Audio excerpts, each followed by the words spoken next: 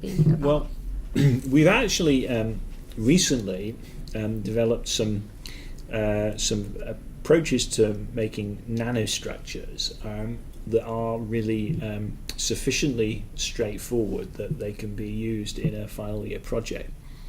And we've been working on a technique based around laser interference lithography, and there are final year students this year working on interferometric lithography as a means to fabricate molecular nanostructures and metallic nanostructures.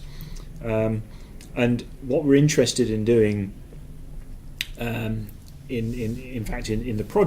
two projects that are running in this area at the moment, and it's likely that this is work that will be ongoing in the future, is building tiny metal nanostructures for detection of biological molecules in various forms. So one of the things that we've been interested in is trying to develop ways of designing assays for use in the health service. We know that plasmonic effects can enhance the detection of optically active molecules, but designing cheap ways of producing arrays of nanostructures suitable for use in assays over kind of square centimetre areas has been very hard, and we've found ways that we can do that.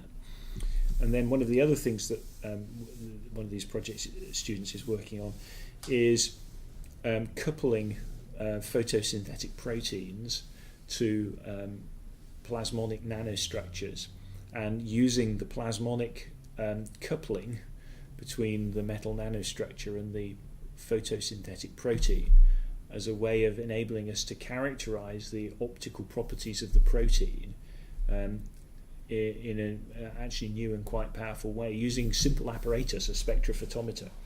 So that's stuff that's really for us actually right at the cutting edge of what we're doing at the moment in our research, and we've got project students involved in it. So hopefully they'll enjoy it.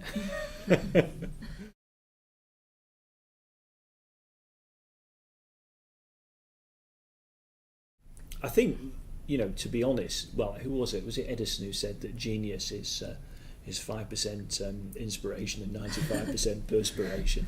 I think if students really want to have a successful project, they do have to work hard. I think that's the first thing.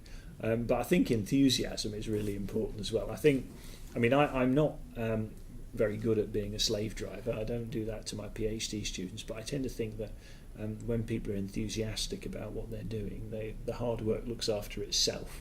And I've got lots of really smart, enthusiastic people in my research group who work very hard and do very well. So I think it's really important if you want to do a really successful project, to find something that you can be really excited about.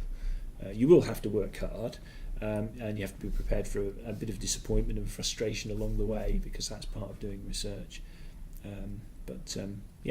Hard work and enthusiasm, I think, are the most important attributes.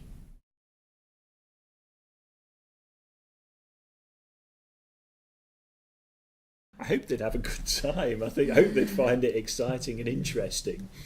And I have to say, I haven't had any yet who've come to me and told me that they thought it was a miserable waste of time at the end of the year. I hope, at the end of the day, to be honest, students want great marks, but hopefully they want something that's going to excite them and stimulate their imagination and inspire them.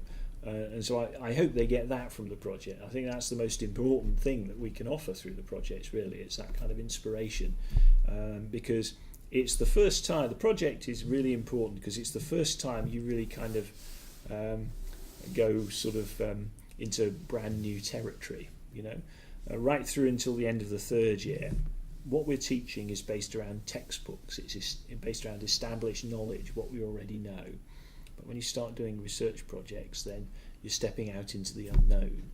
And hopefully that's an exciting and inspiring experience for students, and that by working on their own and having to be self-sufficient, they mature as people as well.